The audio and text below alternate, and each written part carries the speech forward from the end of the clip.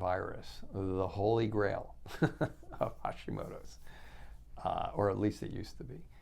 So I'm in Reno, Nevada, and about 40 minutes from here, there's this beautiful small village up in it's called Incline Village, Nevada. And there is a doctor who discovered years ago that Epstein-Barr virus probably had something to do with chronic fatigue syndrome.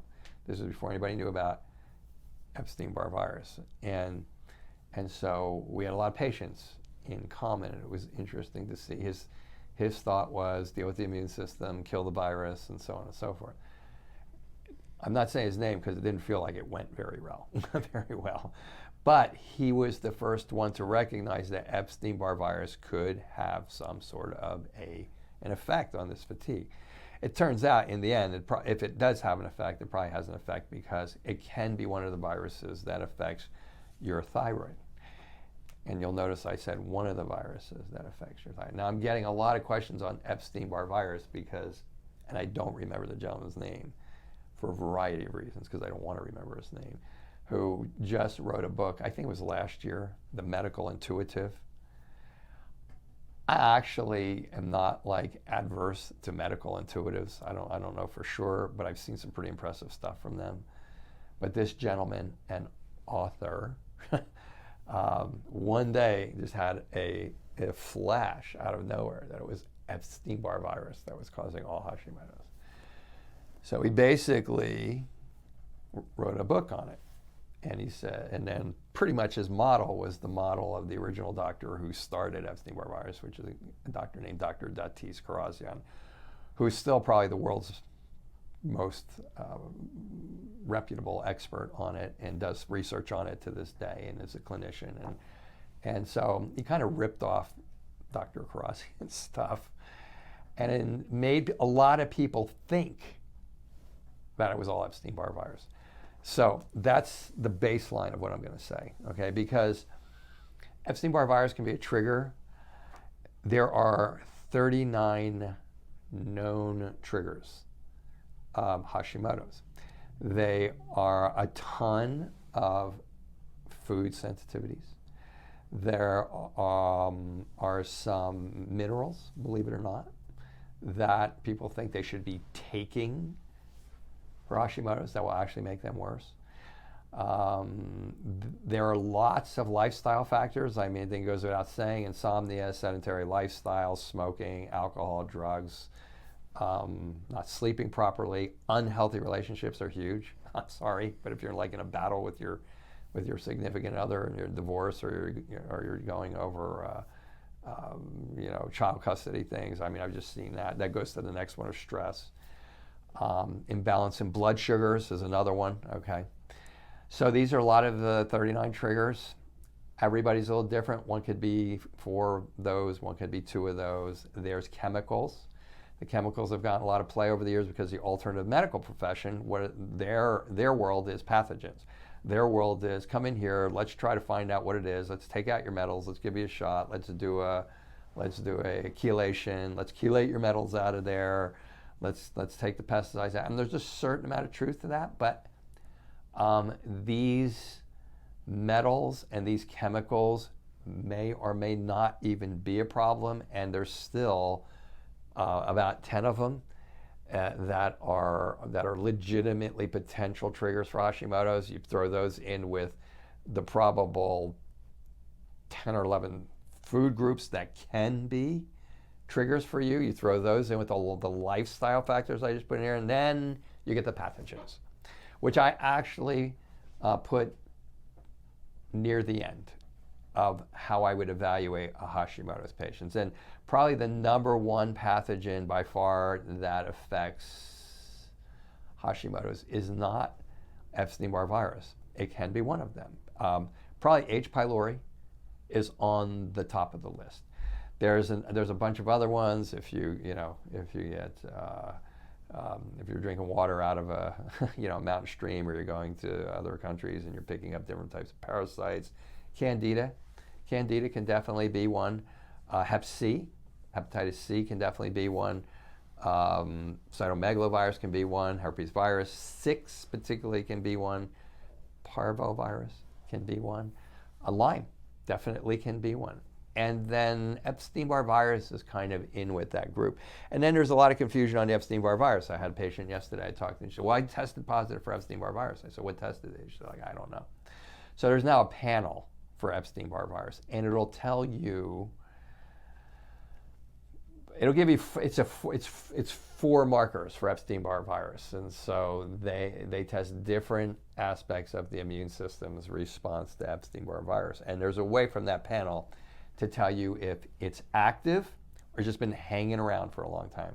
A lot of these pathogens, this is, if you've ever seen our Lyme stuff, this is like the core of what we talk about on Lyme. And a lot of these pathogens are thought to be cured sometimes, but they're not cured. They're smart. They're smart. Let me use the example of antibacteria resistance, what's the word I'm looking for? Like penicillin. Come on, antibiotic. Thank you. Antibiotic resistant bacteria, and it's a problem. And so the people are dying every day. Kids are dying because they took so many antibiotics for so many different things, and then there's this virus, which are smart viruses, or bacteria, which are smart bacteria, figured out how to get around the drug. These viruses are kind of like that. Those of you who are Lyme patients, I mean, you've got this all memorized. Everybody comes in here with Lyme is fully bought into the model. But a part of the truism of that is the virus does hide and so on. So well, it turns out a lot of these do that. And Epstein-Barr virus is like that. So they can kind of hide until you become compromised. And then they can kind of express themselves, and the next thing you know, if Epstein-Barr virus is an issue, then what I'm looking for is do you feel like you have do you feel like you have a viral infection? Do you feel like you have an active viral infection? Are you getting chills? Are you getting feel like you got the flu, and you get sweats? You get swelling in your lymph nodes and all that type of stuff? Or are you not? If you're not, there's a good chance that the Epstein-Barr virus is not a player. Those of you who have Hashimoto's thyroiditis, where you're tender and it gets swollen and then it goes and it gets swollen and it goes. Now in my world, Epstein-Barr virus moves up the list on being one of the possible or probable triggers for that type of person. And that type of person, the patient or prospective patient I was talking to yesterday, went and got, I don't know if it was 1 shot or several shots of lysine for it, no change. She didn't have the type of symptoms that would make me think that a virus or a pathogen was part of it. And so again, there's a lot more to this, and in the defense of the it's all metals and it's all parasites and it's all Epstein-Barr virus and it's all Lyme groups, all of these thought processes developed during a time when it was the wild, wild west relative to fibromyalgia and chronic fatigue and these types of things, because nobody knew what was going on, so everybody was grasping. And as commonly done, those people started following the medical model. Oh, it must be a bug that we're going to kill, and then the person's going to get better. Well, we're a couple of decades into understanding that that is not the case, that these are multifactorial problems, that there's vicious cycles all over the place. The biggest thing you have to do to be successful in treating these types of cases is to be able to figure out the whole picture to the degree that you can before you even start to execute anything on the patient. And that's where Epstein-Barr virus is. It's in there. It's in there. I've had patients where, they came in, they came from another doctor. The other doctor did a really good job. Maybe the Epstein-Barr virus wasn't checked. We checked. They had a little tenderness, flu. We checked it. The next thing you know, we gave them some lysine. We gave them some other things that'll dampen viral. And there's like half a dozen things or more. We gave them a couple of those things. And oh my God, it's a miracle. Like a couple of days later, they were better because they had already taken care of the other things. And they had the presentation of Epstein-Barr virus. And I think this is the weak spot in a lot of our education. We've kind of eschewed. We've tried to don't do exams anymore. because we don't get paid for them, people don't get paid for them, and they take a long time, and doctors need to take 8 minutes to see you and all that. But you kind of have to do an exam, a little bit of an exam to go, man, that feels like you got a viral infection. You can pick it up in the history, but it's kind of nice if you go, and they go, oh, that's tender, it's swollen. Was it swollen last week? No, it comes and goes. And well, now I'm going to look for maybe a viral infection or one of these other pathogens. So that's kind of skinny on Epstein-Barr. So for those of you who have bought that book, and actually a lot of stuff in that book on the treatment is good because it came from somebody else who knew what they were talking about. But it's not all Epstein-Barr virus. I want you to like put that out of your head. If you had a positive Epstein-Barr virus, you don't have a lot of this stuff. Don't keep looking for the cure for Epstein-Barr virus. Start looking for what the other 38 triggers might be. All right. Okay, I think that covers it. Talk to you again